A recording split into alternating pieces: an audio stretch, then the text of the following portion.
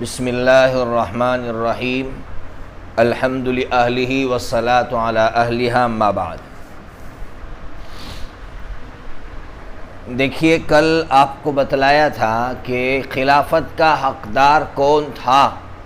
اس معاملے میں اہل سنت والجماعت اور شیعوں میں اختلاف ہے۔ اب یہ سمجھنا ہے کہ دونوں میں سے کس کی بات صحیح ہے، دلائل کیا ہے، اور پھر دلائل کے بعد فیصلہ کرنا ہے ہر عقل مند انسان کو۔ تو سب سے پہلے اہل سنت والجماعت کے دلائل آپ کے سامنے رکھتا ہوں۔ کس کے دلائل بھائی؟ اہل سنت والجماعت کی۔ دیکھیے، اہل سنت والجماعت کا دعویٰ تو آپ کو معلوم ہے کہ حضرت سیدنا ابوبکر صدیق رضی اللہ تعالیٰ عنہ خلافت کے حقدار تھے۔ اس کے لیے 3 دلیلیں یاد رکھنے کی۔ کتنی دلیلیں؟ 3۔ پہلی دلیل جو بخاری شریف میں ہے، حدیث کا نمبر ہے 5666، مشہور روایت ہے، حضرت ماں عائشہ صدیقہ رضی اللہ تعالیٰ عنہ راوی ہے۔ کون راویہ ہے؟ ماں عائشہ صدیقہ رضی اللہ تعالیٰ۔ پوری تفصیل سمجھیے۔ غالباً 29 سفر کی 29 تاریخ ہے، حضرت نبی پاک صلی اللہ تعالیٰ علیہ وسلم کسی کو دفن کر کے واپس آ رہے ہیں۔ جب گھر تشریف لائے تو آپ کو معلوم ہوگا اس وقت حضور کو سخت بخار تھا اور سر درد کر رہا تھا آپ کا۔ اس وقت آپ نے یہ کہا کہ ابو بکر کو اور عبد الرحمن کو بلا لاؤ۔ عبد الرحمن حضرت ابو بکر کے بیٹے ہیں۔ کیوں؟ حضور چاہ رہے تھے کہ بھائی ان کو نامزد کر دوں میرے بعد خلافت کے لیے، یعنی فکس کر دوں، متعین کر دوں کہ میرے بعد خلیفہ ابو بکر ہوں گے، اور لکھوا دوں۔ لیکن بعد میں حضور کے دماغ میں یہ بات آئی کہ اگر میں لکھوا دوں گا تو غلط طریقہ چل پڑے گا، پھر میرے بعد ہر خلیفہ، ہر بادشاہ کسی کو اپنی طرف سے لکھ کر متعین کر دے گا۔ تو حضور نے کہا کہ چھوڑو، اب لوگوں کے مشورے پر چھوڑ دو اس کو۔ کیا چاہا؟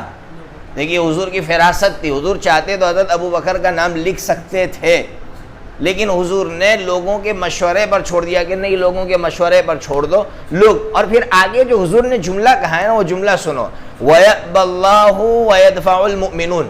یہ جملہ فرمایا۔ کیا ہے مطلب؟ اللہ رب العزت بھی ابو بکر ہی کو خلیفہ بنائے گا، اور مومنین بھی مشورے سے ابو بکر ہی کو خلیفہ بنائے گا۔ بہرحال اس سے صاف سمجھ میں آیا کہ حضور خود حضرت ابو بکر کو خلیفہ بنانا چاہتے تھے۔ ایک دلیل سمجھ میں آ گئی۔ دوسری دلیل بخاری شریف میں ہے، 7220 نمبر کی حدیث ہے، 7220 نمبر۔ حضرت جبیر بن مطعم رضی اللہ تعالیٰ عنہ راوی ہے۔ کون راوی ہے بھائی؟ حضرت جبیر بن مطعم رضی اللہ تعالیٰ عنہ۔ سمجھنا، یہ آپ نے غالباً حدیث سنی ہوگی کہ ایک عورت حضور کی خدمت میں آئی کسی ضرورت کی وجہ سے، حضور نے اس کی ضرورت پوری کی۔ پھر اس عورت نے حضور سے یہ کہا کہ حضور اگر آئندہ میں آؤں اور آپ کو نہ پاؤں تو حضور نے فرمایا فاتی ابا بکر۔ کس کے پاس جائیو بھائی؟ ابو بکر کے پاس جائیو۔ اس سے صاف سمجھ میں آ رہا ہے کہ حضور خود اپنے بعد حضرت ابو بکر کو متعین فرما رہے ہیں۔ دوسری دلیل، اسی دلیل کے ضمن میں ایک تیسری دلیل سمجھ لو، وہ مشہور کہ بھائی حضور نے جب مرض الوفات میں ہے تو اس وقت کس کو اپنا نائب بنایا ہے بھائی؟ حضرت ابو بکر صدیق رضی اللہ، جبکہ اس مجلس میں حضرت علی موجود تھے، اس کے باوجود حضرت ابو بکر کو اپنا نائب بنانا یہ اس بات پر دال ہے کہ حضرت ابو بکر خلافت کے حقدار۔ لیکن جو اصل دلیل ہے وہ یہ ہے، جو سب سے بڑی دلیل ہے، اس کو یاد رکھنے کی۔ کیا ہے سب سے بڑی دلیل؟ صحابہ کرام کی پوری جماعت کا حضرت ابو بکر پر اتفاق کرنا، یہ سب سے قوی اور مضبوط دلیل ہے۔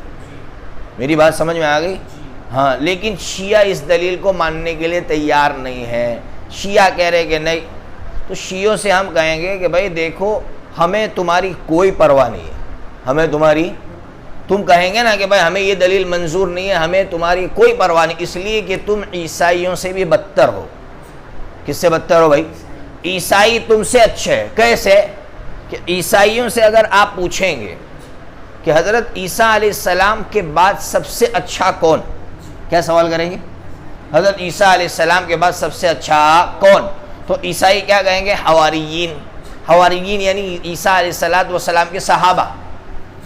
اس کے برخلاف ان شیعوں سے اگر پوچھیں گے کہ حضور کے بعد سب سے بدترین کون، تو وہ کہیں گے حضور کے صحابہ۔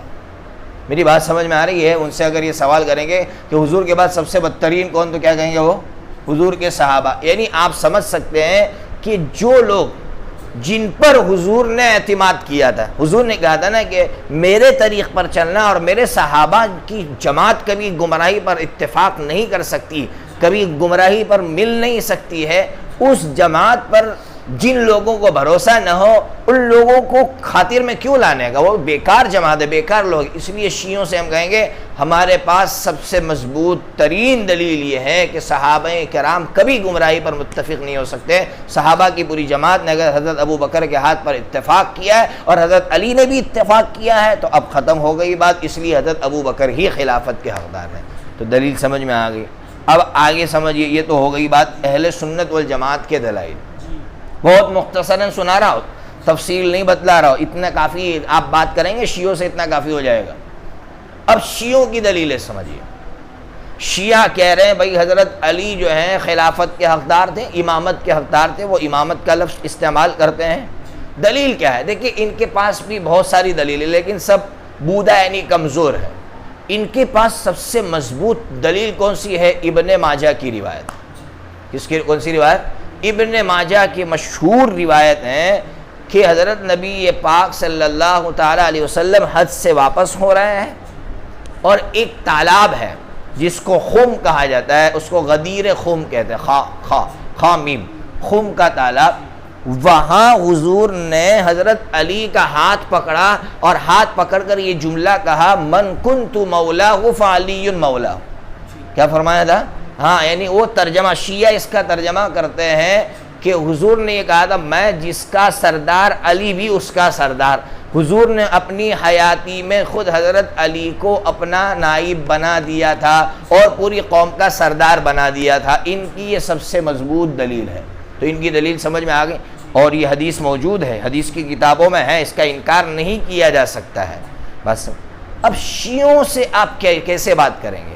دیکھیں شیعوں سے یہ کہیں گے کہ کسی حدیث کو سمجھنے کے لیے یا قرآن مجید کے آیت کو سمجھنے کے لیے تین چیزیں ضروری ہوتی ہیں۔ یہ آپ کے لیے بھی کام آئے گی اور جتنے لوگ سن رہے ہیں سب کو کام آئے گی۔ تین چیزیں یاد رکھنے کی قرآن اور حدیث کو سمجھنے کے لیے۔ نمبر ایک، اس کا شان نزول یا شان ورود۔ کیا ہے بھائی؟ شان نزول یا شان ورود۔ نمبر دو، یہ جو جملہ کہا جا رہا ہے اس وقت پہلی جو جماعت سن رہی ہے اس نے اس جملے کا مطلب کیا لیا ہے، جس کو کہتے ہیں سامعین اول نے کیا مطلب لیا ہے۔ اور تیسری چیز، آگے اور پیچھے کے جملوں سے اس کا مطلب کیا سمجھ میں آ رہا ہے، جس کو کہتے ہیں سیاق اور سباق سے اس کا مطلب کیا سمجھ میں آ رہا ہے۔ یہ تین چیزیں ملائیں گے تو آپ کو حدیث یا قرآن سمجھ میں آئے گا، ورنہ آپ اوندا ماریں گے۔ اسے یاد رکھیے ہمیشہ، یہ تین چیزیں ہیں تو سامنے والے کو کہیے تم نے صحیح تفسیر کی ہے، اور اگر اس سے ہٹ کر تفسیر کر رہا ہے تو بول دینے کا کہ آپ غلط تفسیر کر رہے ہیں۔ اب آئیے، یہ من کنت مولاہ والا جملہ ہے نا، اس میں بھی تین چیزیں ہیں۔ کتنی چیزیں ہیں؟ تین۔ نمبر ایک، اس کا شان ورود۔ کیا ہے اس کا شان ورود؟ سمجھیے، اصل میں حضرت نبی پاک صلی اللہ تعالیٰ علیہ وسلم نے حضرت علی کو یمن بھیجا تھا۔ کہاں بھیجا تھا؟ یمن، مال غنیمت حاصل لینے کے لیے۔ حضرت علی وہاں سے جب واپس آئے تو کچھ صحابہ کو حضرت علی سے شکایت ہو گئی تھی، خاص کر حضرت خالد ابن الولید رضی اللہ عنہ کو۔ وہ کس معاملے میں شکایت ہوئی تھی اس تفصیل میں مجھے جانا نہیں ہے، بس شکایت ہو گئی۔ جب شکایت ہوئی تو لوگوں میں چیمی گویا ہوئی اور باتیں پھیلنے لگی۔ جب باتیں پھیلنے لگی تو حضرت نبی پاک صلی اللہ تعالیٰ علیہ وسلم نے لوگوں کو جمع فرمایا اور حضور نے یہ جملہ فرمایا۔ تو آپ شان ورود سے سمجھ رہے ہیں کہ یہاں خلیفہ بنانے کا کوئی مسئلہ نہیں ہے، یا مسئلہ یہ کہ حضرت علی کے بارے میں لوگوں کے دلوں میں نفرت آ رہی تھی تو حضرت نبی پاک صلی اللہ علیہ وسلم اس جملے سے ان کی نفرت کو دور فرما رہے ہیں، اس لیے ان کا مولا کا ترجمہ سردار سے کرنا صحیح نہیں ہے۔ تو پھر کیا ترجمہ ہوگا صحیح؟ اس کا اصل ترجمہ محبوب سے کریں گے۔ کس سے کریں گے؟ ہاں، میں اگر محبوب ہوں تمہارا تو علی کو بھی محبوب بناؤ۔ شان ورود سے سمجھ میں آ رہا ہے۔ نمبر دو، میں نے کہا تھا کہ پہلی جماعت جس نے یہ جملہ سنا وہ کس نے سنا تھا؟ صحابہ کی جماعت تھی وہاں۔ اگر مولا کا ترجمہ سردار تھا جیسے شیعہ کہہ رہے ہیں تو صحابہ کرام حضور کے بعد حضرت ابو بکر کے ہاتھ پر اتفاق کرتے، کیا کہتے تھے بھائی صاحب کہ ارے حضور نے تو اب علی کو بنا دیا تھا خلیفہ، اب ختم ہو گیا مسئلہ، اب ابو بکر کے ہاتھ پر خلاف بیعت کی کوئی ضرورت نہیں ہے. لیکن صحابہ کرام حضرت ابو بکر کے ہاتھ پر بیعت کر رہے ہیں، یہ اس پر دال ہے کہ وہاں مولا کا ترجمہ محبوب سے تھا، سردار سے نہیں تھا، یعنی حضرت علی کو سردار بنایا نہیں تھا. دوسرا مطلب سمجھ میں آ گیا.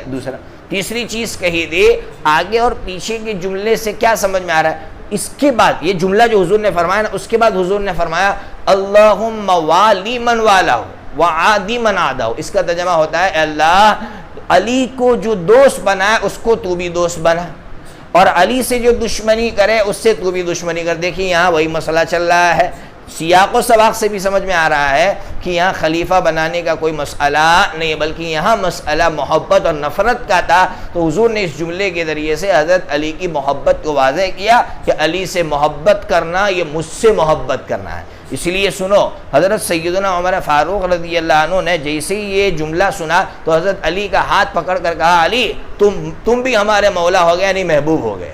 کیا ہو گئے؟ محبوب ہو گئے. بھائی ظاہر سی بات ہے، حضور نے جب کہا کہ جو مجھ کو اپنا محبوب بنا رہا ہے تو علی کو بھی اپنا محبوب بنا. تو بہرحال شیعوں کی گمراہی یہ ہے، یا یاد رکھیے قیامت تک جو بھی گمراہ مفسر پیدا ہوگا اس کی گمراہی آپ کیسے پکڑیں گے؟ یہ تین چیزیں سامنے رکھنے کی. اگر تین چیزیں نہیں ہیں تو فوراً، یا ایک بھی نہیں ہے تو فوراً کہہ دینے کا آپ غلط تفسیر کر رہے ہیں. بات سمجھ میں آ رہی ہے؟ ایسی تفسیر صحابہ نے نہیں کی ہے، ایسی تفسیر سیاق و سباق سے نہیں سمجھ میں آ رہی ہے، شان نزول کے خلاف آپ تفسیر کر رہے ہیں، فوراً کہہ دینے کا. تو شیعوں کی غلطی بھی یہاں پکڑی گئی. بہرحال شیعوں کا استدلال اس حدیث کے ذریعے درست نہیں ہے، اس لیے بات بالکل واضح ہو گئی کہ حضرت ابو بکر صدیق رضی اللہ عنہ خلافت کے زیادہ حقدار تھے. اللہ تعالیٰ سے دعا کرے اللہ تعالیٰ ان کو صحیح سمجھ دے.